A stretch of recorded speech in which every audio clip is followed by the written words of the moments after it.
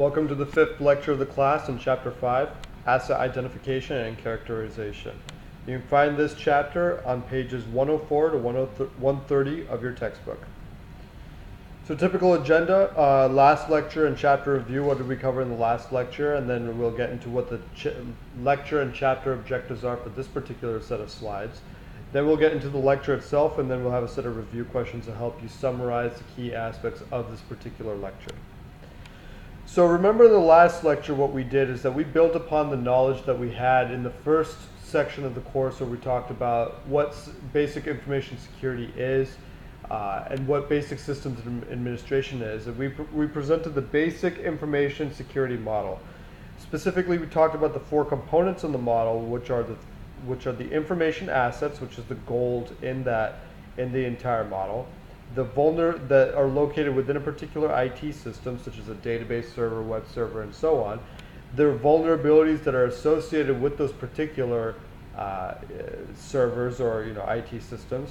There's a set of security controls that systems administrators and other security professionals will aim to develop to protect these IT systems against the various types of threats that are coming in. So the four components are the information assets, the vulnerabilities, the threats, and the security controls.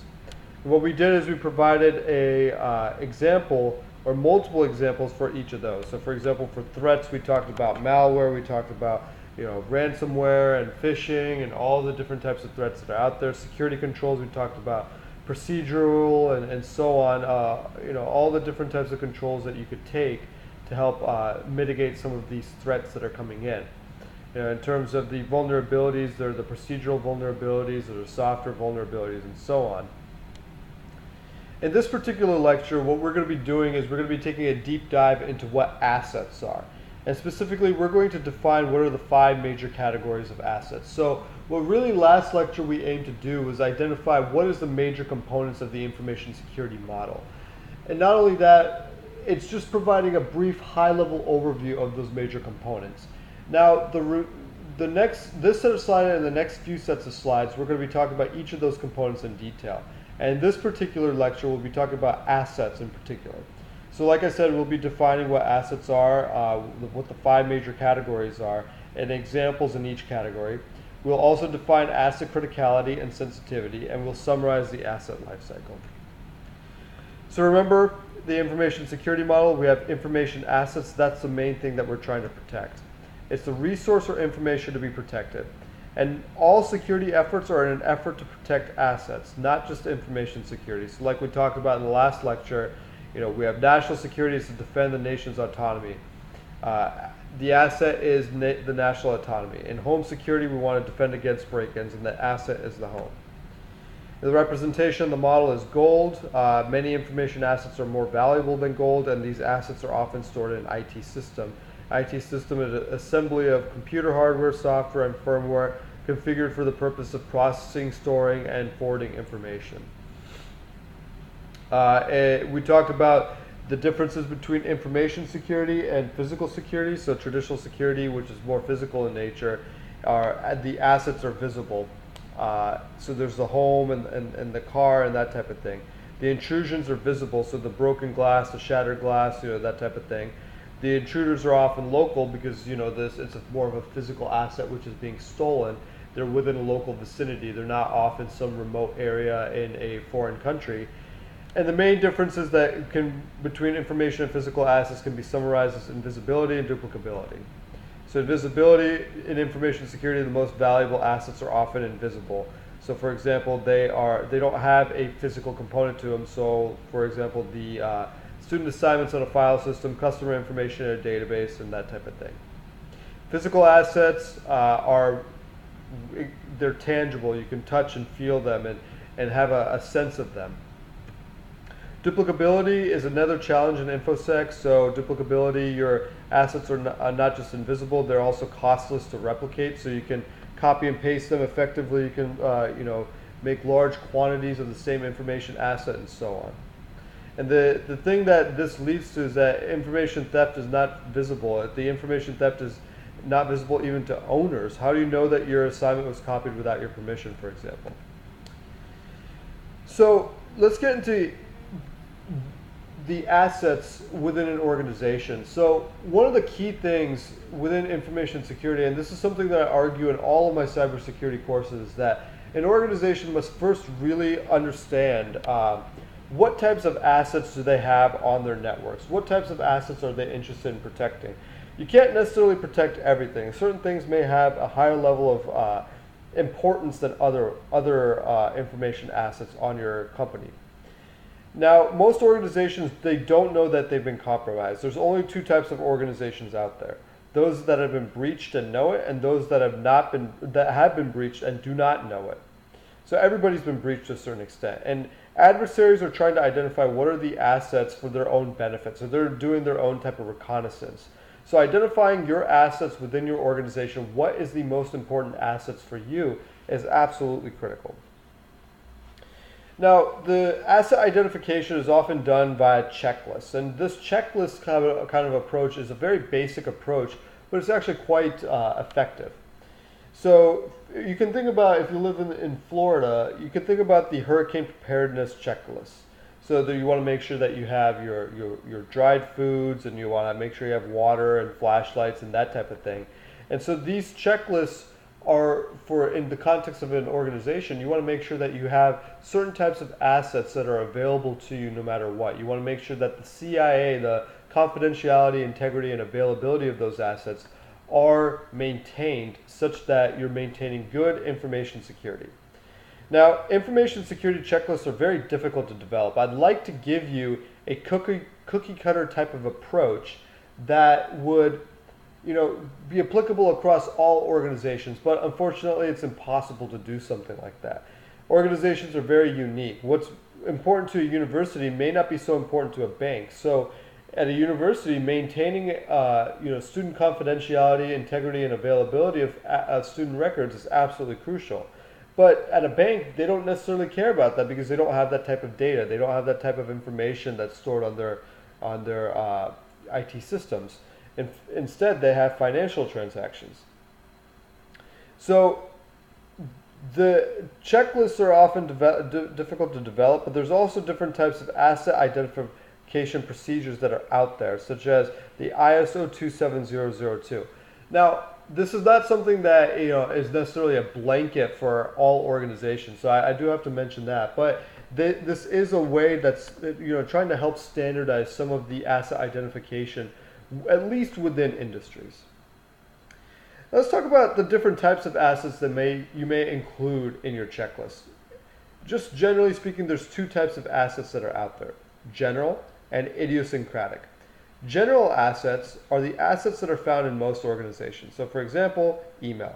So some of these industry-wide checklists would actually be useful in this regard. So this is something, the assets that are available in most of your organizations.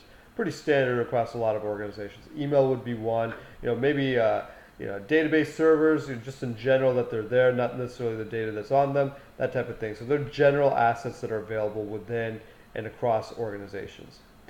Idiosyncratic assets are distinct to a particular organization. So for example, student transcripts.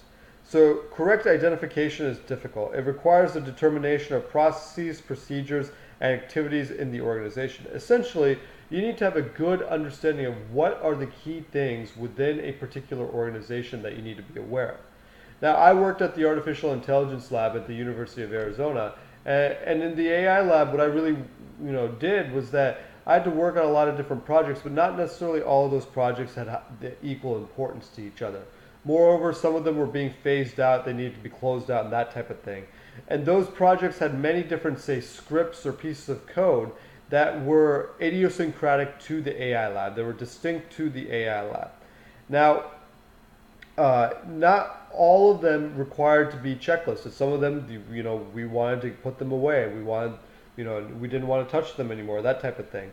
So that needs to be well identified within your organization. What are the information assets that are idiosyncratic, number one, and then which ones are currently important? Which ones are important to the processes, procedures, and activities to your organization?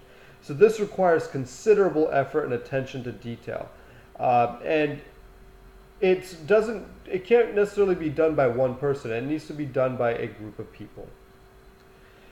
Now, there are two approaches that you can take to identifying important assets. First is top-down, and second is bottom-up.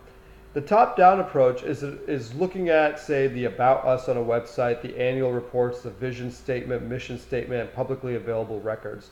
So that will give you an idea of what are the different types of assets that are particularly of use to an organization. Bottom up is talking to coworkers, learning a curve, learning the inner workings of the company, so who talks to who, what are the communication channels, and so on, and employee knowledge. Now, from a hacking perspective, the hackers will often use a top-down approach, malicious hackers, because they're external to an organization. So they'll read the About Us, they'll go to the annual reports and the vision statement, mission statement, and so on, and they'll go through all of this information and really try to discern what are the assets that they can start to try and get a hold of within an organization based on this publicly available information. Bottom up is more internal to an organization. So, top-down identification, the vision statement is an articulation of an organization's aspirations. So what does the organization aim to do? The mission statement is a concise expression of the organization's services, target market, and competitive advantage. And these statements are conscious efforts to distinguish from the competition. So if you carefully look at them, you can see what's unique to each organization. You can identify their value proposition. And data related to these activities or these value propositions is also potentially idiosyncratic to that organization. So it has some value. So exploiting it and getting your hands on it is actually something that you can focus on if you were a hacker. And those are the types of assets that you want to protect. So some statement examples and incidents. So BAE Systems is be the premier global defense, aerospace, and security company. In 2007, there was an APT. Remember, we talked about advanced persistent threats, threats that maintain extended access in your systems over an extended period of time. And the APT was used to steal design documents related to the F-35 strike fighter. And it's believed to have helped the Chinese government help develop the J-20 fighter. So the F-35 strike fighter was an idiosyncratic asset that was specific to BAE Systems. Yahoo's another example. So for example, Yahoo's statement was creates deeply personal digital experiences that keep more than 500 million people connected to what matters most to them across devices across the globe.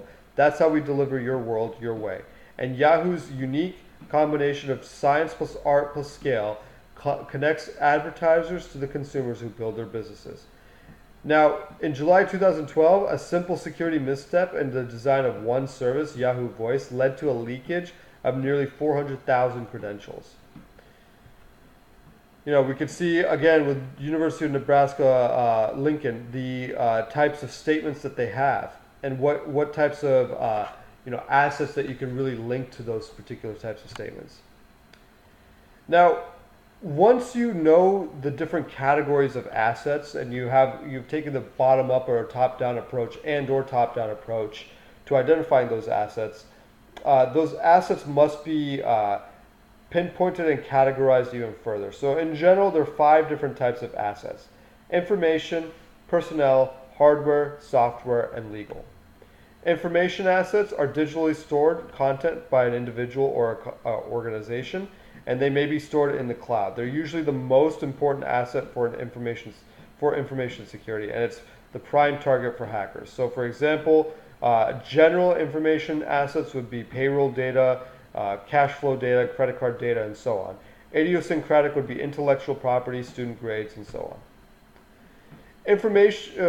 For information assets, the executives often suffer from recency effects. So focusing on attracting recent media attention. So getting really, really excited about the most recent types of things. But other issues may be equally important. So an analyst, as a security analyst, you can't be drawn by the recency effect, and you need to be aware of it as well. Personnel assets are employees. They take time to replace, and they're often the most expensive resource. You need to identify employees with idiosyncratic skills. So you need to bring this to the attention of senior management Employee retention incentives may be necessary. Um, so they have certain contact information for like disaster response and so on. Hardware assets, pretty straightforward, is machinery used to store and process information. So these are the actual physical servers that you have. Um, it's usually general purpose assets. It's purchased from vendors, but they may have special needs. So how do you use these particular assets past the announcements, past the vendor's end of life? There's spare parts inventory. It can be idiosyncratic, so there could be different prototypes that you've built up for your particular organization and so on. And in this particular situation, you want to implement physical controls to help protect against hardware assets. Hardware assets will have different tracking attributes such as tag, model, serial number, cost, end of life, network jack, and so on and so forth. Software assets is the software that's used to accomplish the organization's mission. So if we think about the AI lab, which I was a part of, the software assets which we had was the customized code, the customized analytics code that we had developed to analyze, the online hacker community and that type of thing. So the software assets are very idiosyncratic to the AI lab. So there's a lot of idiosyncratic types of things that we had developed, but we also had a lot of general type of software as well, such as Microsoft Office and so on. Legal assets are contractual arrangements that guide the use of hardware and software assets within an organization. So for example, there are software licenses, revenue sources, funding streams, and so on. And this is often forgotten as the fine print. So if we really break down what those assets are, we can identify the different types of assets. So there could be laptops, student grades, there's a personnel asset, the Microsoft Office suite, the legal asset, and so on. And this is just a brief sampling of what you can do once you've identified all the different assets on your within your organization. You can break it down into hardware assets, information assets. You can summarize them as idiosyncratic or general assets and so on. And that'll really help you prioritize what's the most relevant to your particular organization. Now, once you've identified those assets, you can characterize them by specifically identifying the sensitivity and criticality of the asset. So now you know what the different types of assets are, what the different categories of assets are. So the categories of assets are the idiosyncratic and the general. General being something that can be found in multiple organizations across an industry or across industries as a whole. And the idiosyncratic ones are the ones that are specific to a particular organization. Now what you can do is that you can break it down into the 5 major types of assets that are out there. So for example, the information assets and the software, the hardware, the personnel, and the legal assets. But then you could characterize each of those assets accordingly based off of their sensitivity and their criticality. So the sensitivity is the damage from a breach of confidentiality, integrity of an asset. And the criticality is the importance of an asset to the immediate survival of an organization. So with regards to sensitivity, there are 2 different types. There's restricted and unrestricted. Restricted refers to a disclosure or alteration that would have adverse consequences for the organization. So for example, student grades. Unrestricted refers to the leak or modification that would not have adverse consequences for the organization. So for example, a student directory. So unrestricted, you can think about it as, is this something that we would be okay with the public wanting to know? Whereas restricted is something that we don't necessarily want the public to know about this. Asset criticality, you can break it down into 3 different types: essential, required, and deferrable. Essential means that the loss of availability would have severe immediate repercussions for the organization. So for example, say that the physical servers within your organization, there was a coffee spilled on them, and then suddenly internet goes up for your entire building. Well, that is an essential asset. You need the internet. You need that. You need those servers. You need those physical hardware to be up and functioning so that you can perform your day-to-day tasks and execute on that vision and mission statement that was articulated by upper management. Required asset means that organization would be able to continue for a time without the asset. So for example, the learning management system, if we think about Canvas, right? If Canvas were to go down, I could still manage the the class because I have the appropriate backups and the other types of information such as your emails to send out to you.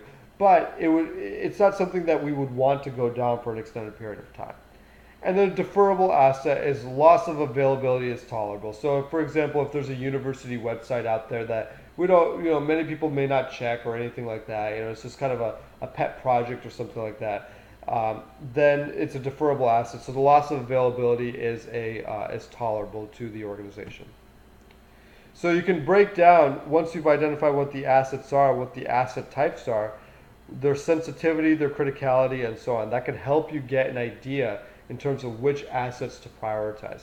And you can associate particular numerical values as well. So for example, a 1, 2, 3 rating system for required, essential, and deferrable assets, as well as a 0, 1 type of rating system for sensitivity. And you can add those scores up accordingly to identify what are the most important assets for both hardware, informational, and other types of assets as well. Now, the final thing which we'll talk about in this lecture is asset lifecycle. Assets have long lives. Forgotten assets may be compromised. And this is something that a lot of people don't necessarily take into account. We take into account the assets that are currently up and running and that are being used on a day-to-day basis. However, there are also assets which have been used in the past, which we may not actually have any use for right now, but they're still up and running. Well, that's still a security risk because, in fact, I would argue that's it's significantly more of a security risk because they may not be maintained. And they're very good candidates for compromise. And there are often many hackers out there that'll use, say, mass malware type based approaches to exploit these types of vulnerable systems. And so information security analysts must plan ahead for these implications, or system administrators in certain smaller organizations. So you need to be aware of the asset lifecycle. In general, the asset lifecycle looks like this: planning, acquiring, deploying, managing, and retiring. Planning is requesting for information, so you're planning to get that particular piece of asset. Acquiring is invitation to negotiate, request for proposal, and invitation to bid. Deploying means you actually deploy it within your environment, you manage it, and then you retire it. All assets need to go through this particular life cycle right here. What happens is that a lot of assets will get to the deploy phase and also to the manage phase, but they will often regress back just to the deploy, where they're just deployed within an organization, but they're not being managed anymore. All assets need to be retired appropriately. So system profiling can help you get all of the assets inventoried and help you retire them accordingly, and can help you get a great big picture view of the system or the processes. Now, asset ownership and operational responsibilities, that will help guide the asset lifecycle as well. So operational responsibility is the responsibility of an individual or entity for a specific function related to the use of an asset. It's also called a custodian. And it clarifies the roles of organizational members for all well-defined functions related to an asset. So what are specific people supposed to do within an organization? Within a university context, there might be assets that are surplused out, that are just taken and then they're put into surplus, and they are they're managed accordingly and they're inventoried accordingly. That needs to be well defined within an organization. Now, this all seems relatively basic, but you'd be surprised at how many organizations don't actually follow these fundamental steps. Categorizing their assets, what are the general assets, the idiosyncratic assets, what are the different types of assets, the information, the software, the hardware, that type of thing. And then breaking it down, what's the criticality, what's the sensitivity of them, ranking them accordingly, and then going through that asset life cycle. How do we go ahead and take it from, just planning to actually retiring that asset? So if we take a look at a more complete breakdown, we have the laptop, the student grades, and so on, the asset type, the sensitivity associated with it, the criticality, the owner for that particular asset, and the responsibilities for making sure that it goes through that particular asset life cycle. So these review questions, there's a lot of review questions here, but I think they summarize the key aspects of this lecture. So the key things I really want you to take away is that the assets, they can be categorized into 2 major categories. They can be broken down into 5 major types of assets. Then there is the sensitivity and criticality of the assets that you want to take into account. Then that will help you give you an idea of how to prioritize assets accordingly. Then there is the asset lifecycle. So the asset lifecycle has those 5 stages in it, all the way from planning to retirement. And then the responsibilities associated with specific people within an organization to manage those assets accordingly. Now, within an organization, you may often have a systems administrator that's doing a lot of these tasks, but this is being broken out into many different roles as we currently speak. And knowledge of what I discussed today will help you out in terms of identifying the types of areas and types of jobs that can actually help you in doing some of these tasks. So as always, feel free to reach out to me if you have any questions. Thanks.